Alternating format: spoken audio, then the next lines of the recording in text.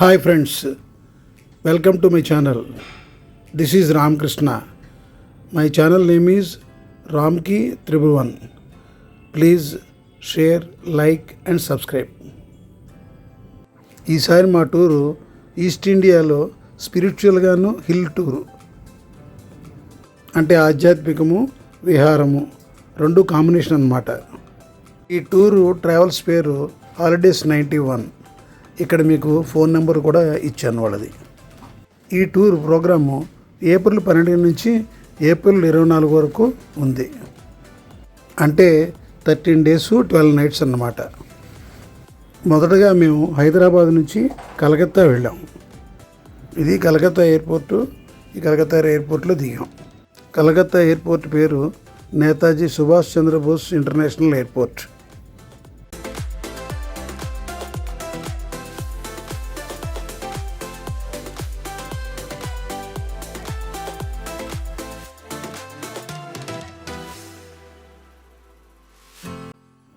వీరందరూ కూడా మా గ్రూప్ సభ్యులు. మొత్తం మేము 21 మంది. మీకు ఈ గ్రూప్ సభ్యుల యొక్క పేర్లు ఫోటోలు అన్నీ కూడా దీని చివరిలో మీకు పెట్టాను, చూడండి. ఎయిర్పోర్ట్కి ఆ టూర్ కోఆర్డినేటరు టూర్ మేనేజర్ ఇద్దరు కూడా కలిపి వచ్చి మమ్మల్ని రిసీవ్ చేసుకున్నారు.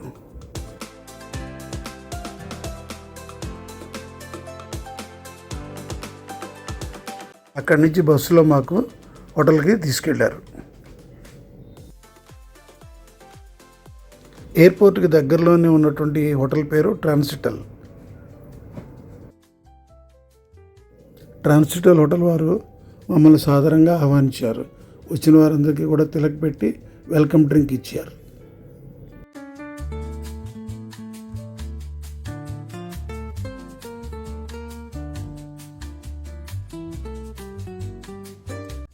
అందరికీ కూడా రూములు అలాట్ చేశారు. మాకు 401 అలాట్ చేశారు. మేము మా రూమ్లోకి వచ్చాం.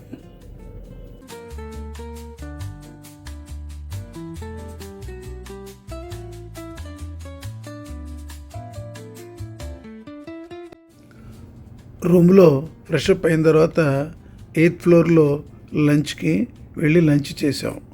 లంచ్ అయిన తర్వాత మధ్యాహ్నం నుంచి మేము దక్షిణేశ్వర ఆలయం మరియు బేలూరు మఠాన్ని సందర్శించాం.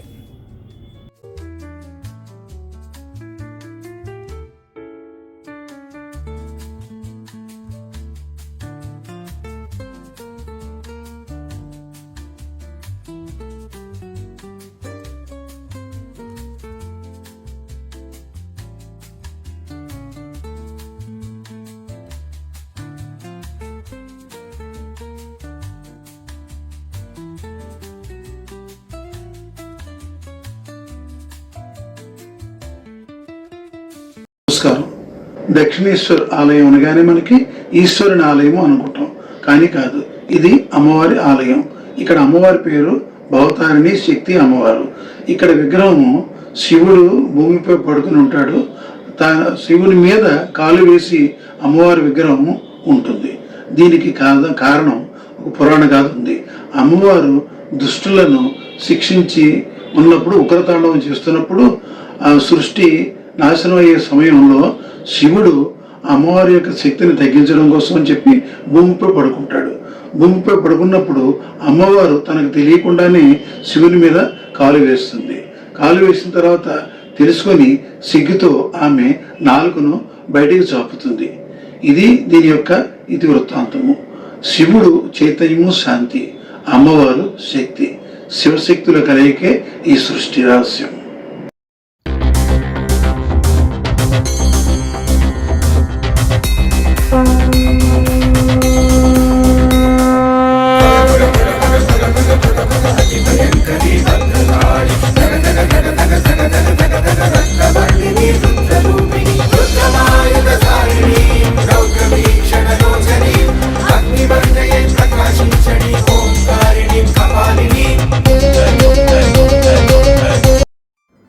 ఈ దక్షిణేశ్వర కాళీ ఆలయాన్ని 1855 సంవత్సరంలో జమీందారిని రాణి రష్మో గారు ఈ ఆలయాన్ని కట్టించారు.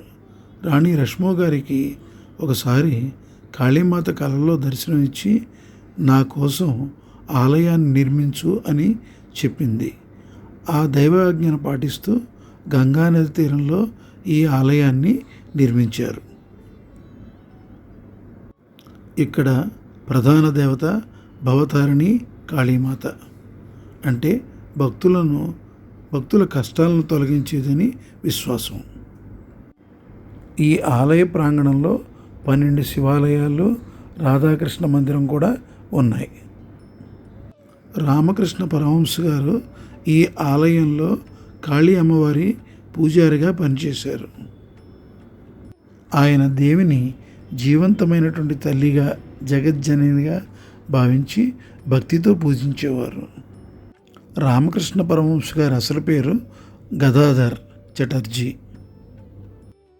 రామకృష్ణ పరమహంస గారి జననం 1836, పరమపదించినది 1886. అంటే 50 ఏళ్ళు జీవించారన్నమాట.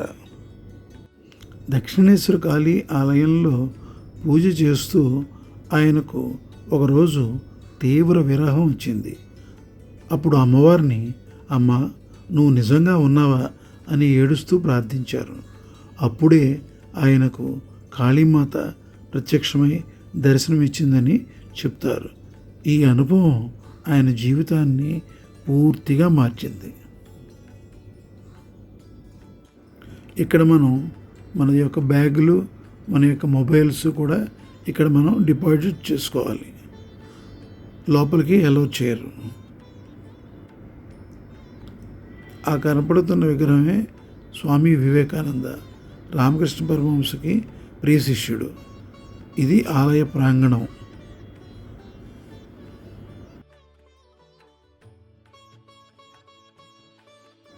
ఈ లైన్ గుండానే లోపలికి మనం వెళ్ళాలి.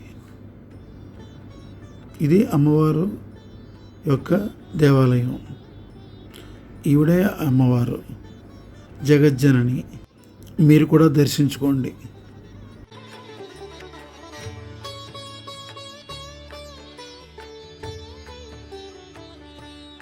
ఈమె శారదామాత, రామకృష్ణ పరమహంస గారి సహధర్మచారిణి.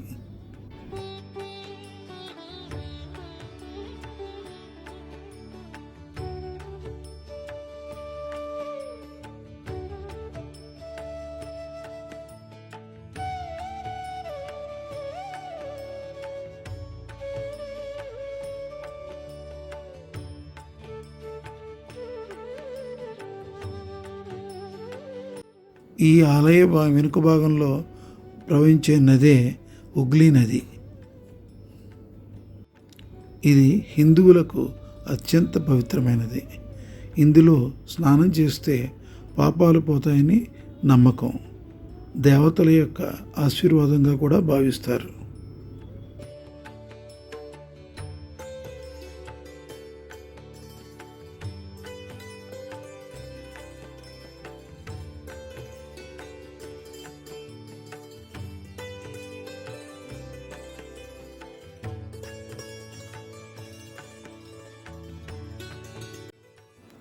దక్షిణేశ్వర ఆలయం నుంచి ఇక్కడ ఉన్నటువంటి ఫెర్రీ గుండా గంగానదికి ఆవల ఒడ్డున ఉన్నటువంటి బేలూరు మఠానికి లాంచీలో బయలుదేరాం.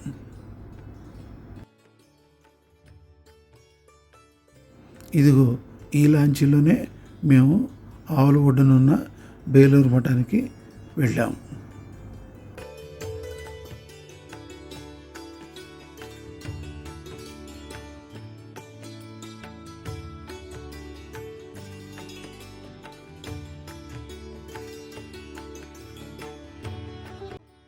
గంగానదిలో అలాగా ఆ లాంచ్ మీద వెళ్తుంటే ఎంతో ప్రశాంతంగా, అందంగా, హాయిగా ఉంది.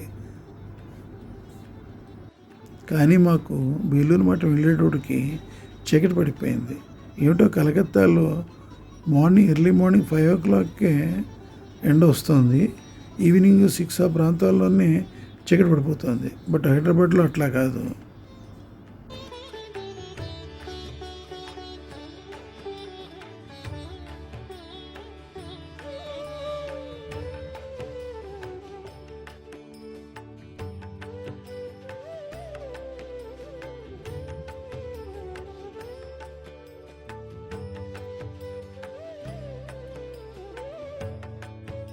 ఆ ఆవల ఒడ్డున కనపడుతున్నదే బేలూరు మఠం.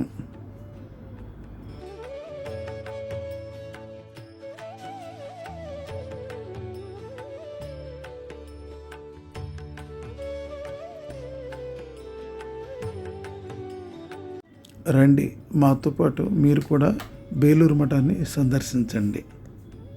భారతదేశంలోని అత్యంత పవిత్ర ఆధ్యాత్మిక కేంద్రాల్లో బేలూరు మఠం ఒకటి. ఇది రామకృష్ణ మిషన్ ప్రధాన కేంద్రం. ఈ మఠాన్ని స్వామి వివేకానంద 1897లో స్థాపించారు. వివేకానందుని గురువు రామకృష్ణ పరమహంస ఉపదేశాలను ప్రపంచానికి వ్యాప్తి చేయడానికి ఈ మఠాన్ని ప్రారంభించారు.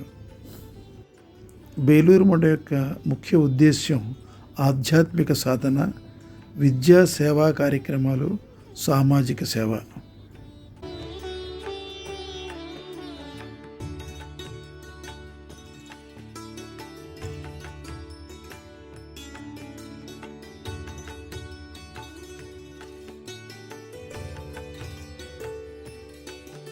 స్వామి వివేకానంద గారు ఈ చెట్టు కిందే కూర్చొని ధ్యానం చేసేవారట.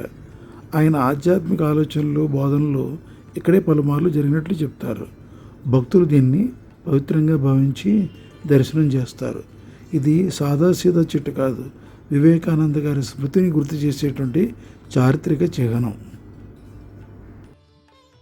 అక్కడ నుంచి మేము మొదటి రోజు మా యొక్క టూర్ ముగించుకొని హోటల్కి చేరాం.